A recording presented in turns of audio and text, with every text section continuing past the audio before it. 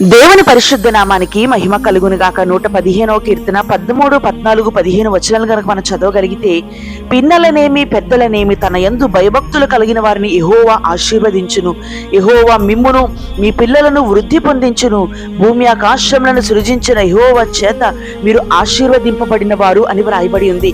దేవుడు మిమ్మును మీ పిల్లలను వృద్ధి పొందించును అని, అతి నిశ్చయముగా దేవుడు నిన్ను ఆశీర్వదిస్తాను అని ఈ పూట ఆయన మనకు వాగ్దానం చేస్తున్నారు. అసలు దేవుడు మనల్ని ఎందుకు పిలిచాడు అంటే, 1 పేతురు రాసిన పత్రిక 3వ అధ్యాయము 9లో వ్రాయబడి ఉంటుంది, ఆశీర్వాదానికి వారసులవుటకు మీరు పిలువబడితిరి అని, కీడుకు ప్రతి కీడైనను దూషణకు ప్రతి దూషణైనను మీరు చేయక దీవించుడి అని వ్రాయబడి ఉంది. అయితే 115వ కీర్తన 17లో మనం చూస్తే, ఆయన ఎవరిని ఆశీర్వదిస్తాడు అంటే, తన యందు భయభక్తులు కలిగిన వారిని దేవుడు ఆశీర్వదిస్తాను అని రాయబడి ఉంది. ఆశీర్వదించడం మాత్రమే కాదు గాని మిమ్మును మీ పిల్లలను ఆయన వృద్ధి పొందించును అంట.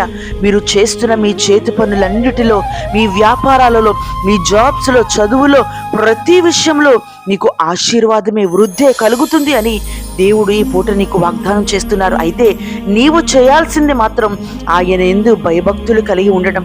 ఆయన సన్నిధన్న, దేవుని వాక్యమన్నా, ప్రార్థన అన్న, సహవాసం అన్న, ప్రతి విషయంలో భయము, భక్తి కలిగి ఉండాలి. అప్పుడే భూమి ఆకాశములను సృజించిన యెహోవా చేత మీరు ఆశీర్వదింపబడతారు అని ప్రభు మాట్లాడుతున్నారు. అట్టి కృప ప్రభు మనకు అనుగ్రహించునుగాక. ఆమేన్.